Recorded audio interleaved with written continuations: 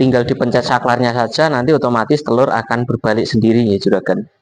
Ini banyak banget pertanyaan, Mas kenapa kok yang disebutkan itu hanya mesin tetas yang kecil saja? Tenang saja juragan. Jadi kita punya mesin tetas itu yang kapasitasnya 100 butir otomatis ya. Ini cocok banget buat usaha penetasan. Yang pasti untuk fitur mesin tetas ini kita buat sesimpel dan semudah mungkin ya juragan. Jadi agar lebih mudah nanti untuk penggunaannya. Sudah dilengkapi dengan saklar, ini juga sudah ada saklarnya. Kalau jenengan pakai mesin tetas itu sudah nggak ada drama lagi ya, induk bertelur tapi tidak mau merami, atau induk yang berebut tempat teraman, karena tugas yang merami dialihkan menjadi mesin tetas ini. Stok mesin tetas yang kapasitas 100 butir ini terbatas, jadi bisa langsung saja WA admin gitu kan, agar nggak kehabisan stoknya.